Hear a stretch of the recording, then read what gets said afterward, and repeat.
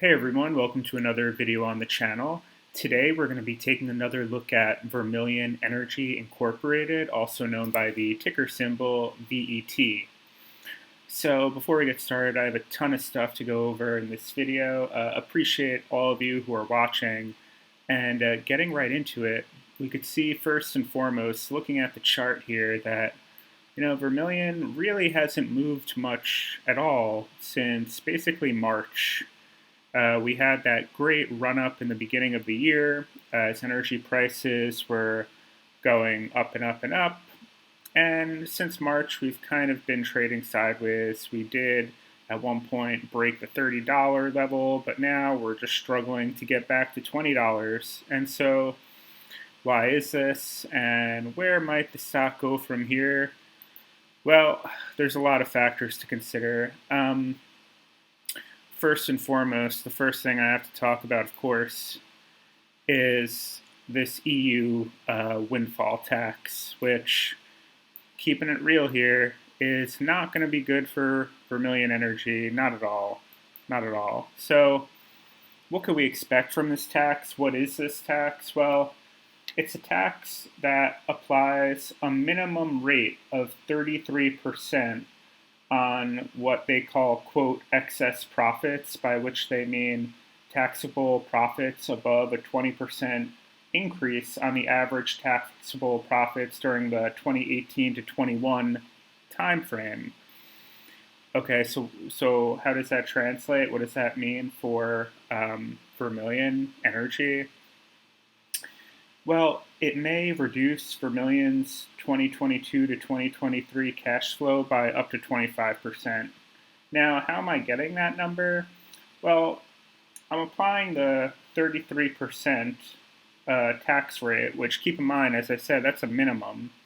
Individual EU companies could have potentially higher tax rates, but applying that 33% to the $2 billion in pre-tax funds from operations that Vermillion was expecting would give us $660 million, which is 25% of the $2 billion in funds from operations, or a 33% reduction in FOF for Vermillion, which, I mean, again, that's being conservative. So this article is saying, I'm saying 660 million. This is saying between 650 to 750 million over the 2 years.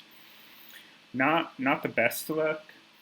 But what else could we take from this? The thing about Vermillion is that so much, or most of its cash flow, comes from its natural gas sales to these European countries, particularly Ireland, France, and Germany, although the Netherlands is also a big recipient also.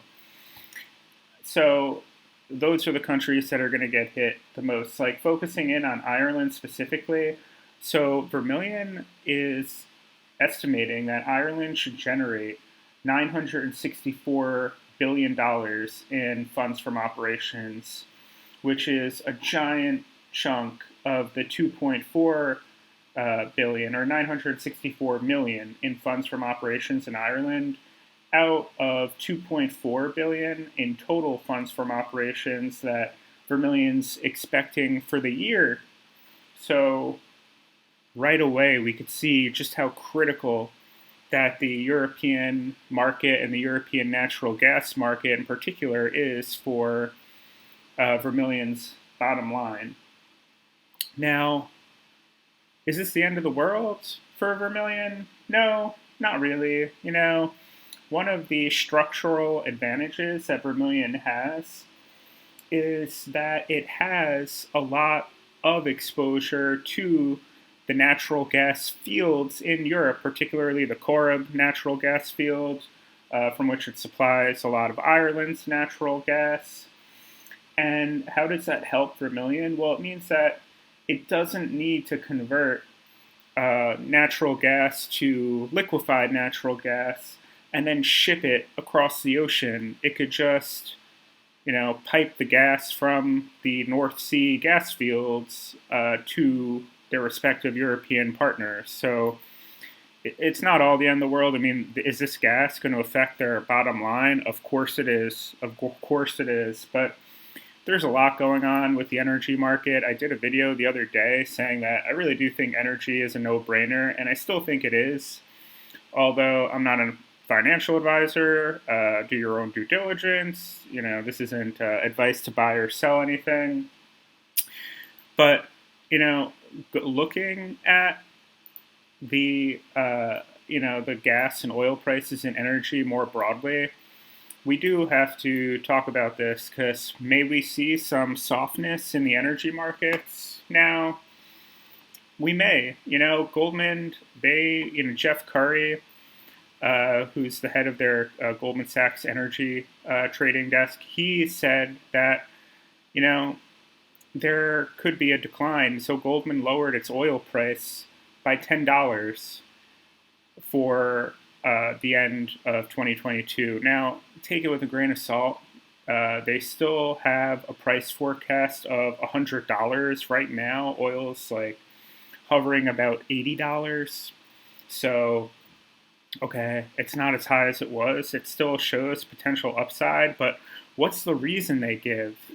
Well, the reason, of course, is China. It's not, oh, well, oil is cyclical. It's not, oh, well, we might be entering a recession and so demand might fall off.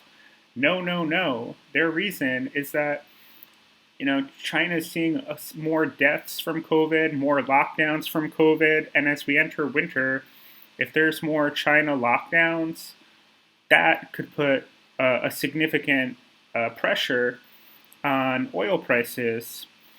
And so here he is. Jeff Curry is saying that more lockdowns in China could be the equivalent to production cuts by OPEC Plus of 2 million barrels a day. Wow. So 2 million barrels a day, that's a lot that they're estimating might be reduced in demand because of China lockdowns. Now, who knows what'll happen? I mean, China, I feel like always kind of surprises us, one way or another in terms of some people thought they would back down on their zero COVID policy. Of course, they haven't.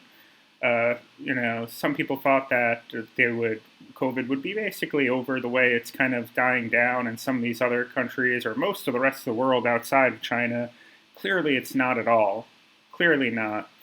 So, and again, so China's COVID cases are right now at April 22 highs, the equivalent, which, if we recall back in April, China was locking down like crazy back in April. So that's not the best, especially going into winter now. Now, to all of you viewers who also follow me on Zim, this is great news for Zim, because lower energy prices or particularly lockdowns in China could mean more port congestion, etc., which would be great for Zim. So keep that in the back of your mind as well. But we see here that China's current crude demand is falling short of Goldman's expectations for October by 800,000 barrels a day. So that is a big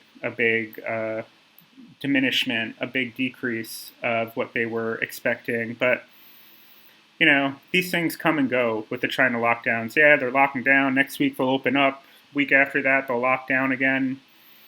In terms of more structural things to look for in terms of impacting energy prices, what's OPEC doing? Now, we had said before, OPEC is going to protect themselves. They're just going to cut to keep energy prices high. But here we could see that, and this was a big news article this week, that they were actually apparently discussing increasing production. Now, some of this may be, for any of you that follow the news, that I think President Biden or the U.S. has been talking about pardoning MBS because of the whole Khashoggi incident, murder, and so maybe that might be why OPEC might be more amenable to trying to potentially help Biden and the West by increasing production. That's just a theory. But even as we say here, they deny. So the UAE now, at least, has been denying rumors of a production hike. So the Wall Street Journal reported that they were considering a $500,000 a barrel per day oil production increase. And now they're categorically denying that assertion. So, I mean, just something to keep in mind. The headlines change day to day. What will be substantial or significant is in the first week of December, I believe December 4th or 5th, is when OPEC has its next meeting, and then we will really get some news in terms of what their plans are for for going into Q1 of 2023. It's on December 4th. OPEC will meet.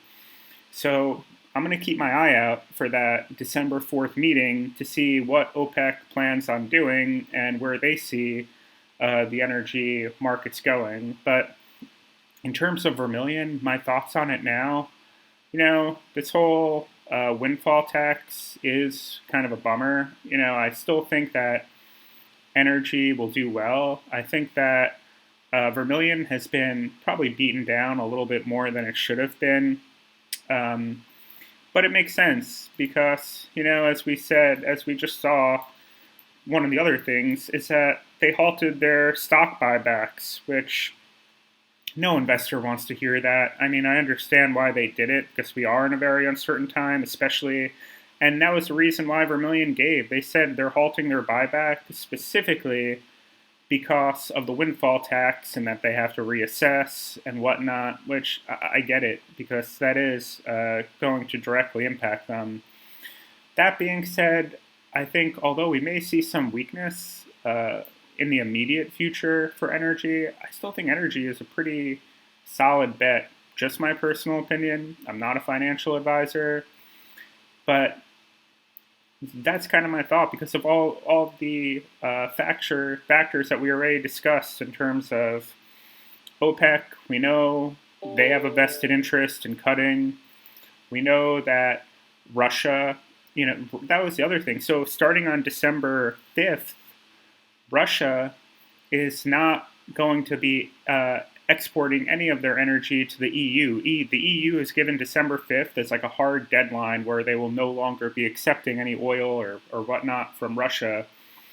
So we'll see what happens in response to that. Obviously the EU has been trying to kind of stockpile in the anticipation of this date, but it's just more pressure on energy prices. And in terms of Vermillion, I am a bit hesitant now. Like I'm not gonna, I still think Vermillion will probably do okay because, I think energy will do okay. But in terms of different energy plays, as I was saying in my last video, I don't know if I would necessarily put new money into Vermillion at this point.